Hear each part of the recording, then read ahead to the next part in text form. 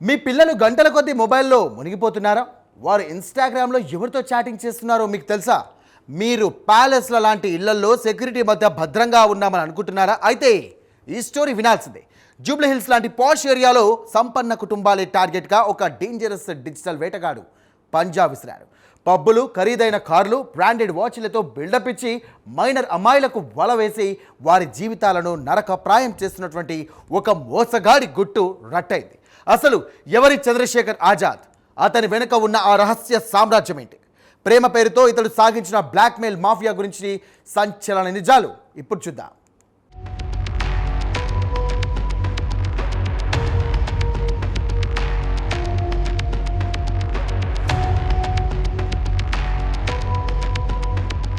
హైదరాబాద్ నగరంలోని అత్యంత ఖరీదైన ప్రాంతం జూబ్లీ హిల్స్. ఇక్కడ నివసించే పారిశ్రామికవేత్తలు, విదేశాల్లో ఉండే ఎన్ఆర్ఐల పిల్లలే ఈ కిలాడీ ప్రధాన లక్ష్యం. నిందితుడు చంద్రశేఖర్ ఆజాద్ అలియాస్ అర్జున్ ఒక పక్కా ప్రణాళికతో తన వేటను మొదలు పెడతాడు. ఇన్స్టాగ్రామ్లో తాను కూడా ఒక కోటీశ్వరుడిని నమ్మించేలా ప్రొఫైల్ను డిజైన్ చేస్తాడు. ఖరీదైన పబ్బుల్లో పార్టీలు చేసుకుంటున్నట్లు, లగ్జరీ కారులో షికార్లు చేస్తున్నట్లు ఫోటోలు అప్లోడ్ చేస్తూ నగరంలోని ప్రముఖ ఇంటర్నేషనల్ స్కూల్స్ చదివే మైనర్ అమ్మాయిలను తన ఫాలోవర్ లిస్టులోకి చేర్చుకుంటాడు. కేవలం సోషల్ మీడియాలోనే కాదు, గ్రౌండ్ లెవెల్లో కూడా అతడి నెట్వర్క్ అత్యంత భయంకరంగా ఉంటుంది. ధనవంతుల ఇళ్లలో పనిచేసే వాచ్మెన్లు, గార్డెనర్లు, డ్రైవర్లను మచ్చిక చేసుకుని ఆ ఇళ్లలోని మైనర్ అమ్మాయిల కదలికలను, వారి బలహీనతలను ఎప్పటికప్పుడు ఆరా తీస్తాడు. ఇలా పక్కాగా టార్గెట్ లాక్ చేశాక తన వలపు వలను విసురుతాడు.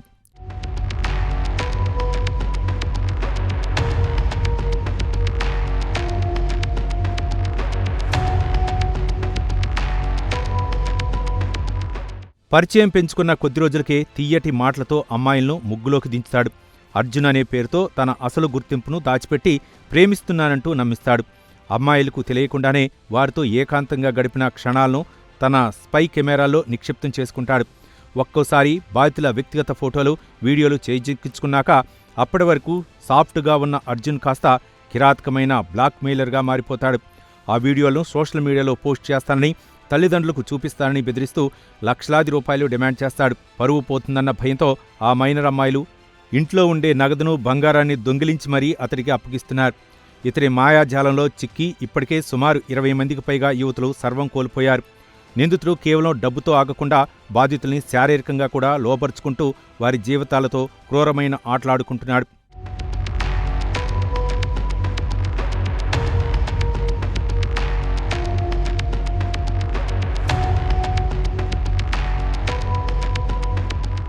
ఇటీవల వెలుగులోకి వచ్చిన ఒక సంచలన కేసులో ఒక ప్రముఖ పారిశ్రామికవేత్త కుమార్తె నుంచి ఏకంగా 29 లక్షల రూపాయలను ఈ ముఠా గుంజేసింది.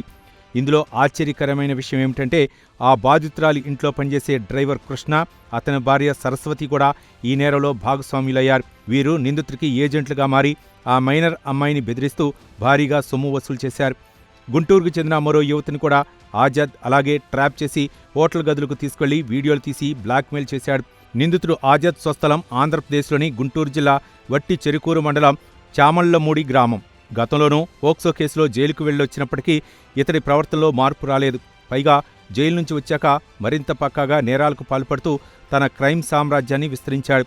ప్రస్తుతం మియాపూర్లో నివసిస్తూ ఈ చీకటి దందాను నడిపిస్తున్నాడు.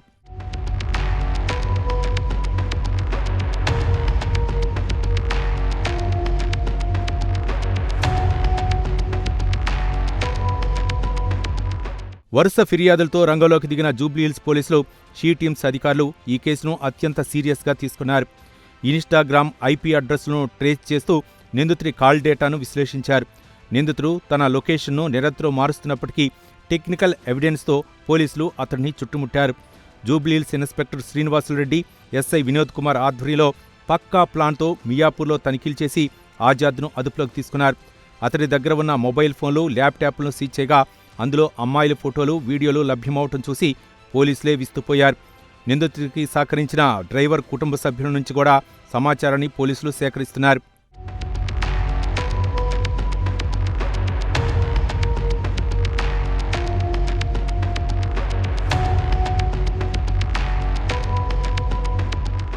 చూసారుగా, సోషల్ మీడియాలో మనం చూసే మెరుపులన్నీ నిజం కావు. అందమైన ప్రొఫైల్ వెనుక అదను కోసం వేచి చూసే కిరాతక మృగాలు ఎన్నో ఉన్నాయి.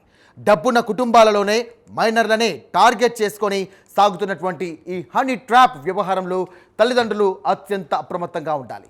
మీ పిల్లల ప్రవర్తనలో ఏమైనా మార్పులు వస్తే గమనించండి. వారు ఎవరితో మాట్లాడుతున్నారో, ఏ పబ్లకు వెళ్తున్నారో నిఘా ఉంచండి. నేరం చేశాక శిక్ష నుండి తప్పించుకోవడం ఎవరికి సాధ్యం కాదు. చంద్రశేఖర్ ఆజాద్ లాంటి నేరగాళ్లకు పోలీసులు ఈ అరెస్ట్ ఒక గట్టి హెచ్చరికనిచ్చినట్టుగా ఉంది. ఇలాంటి అక్రమార్కుల ఆటలు సాగనివ్వద్దంటే ప్రజల్లో చైతన్యం అవసరం. ఎవరైనా ఇలాంటి భేదింపులకు గురైతే కనుక భయపడకుండా వెంటనే పోలీసులను ఆశ్రయించండి.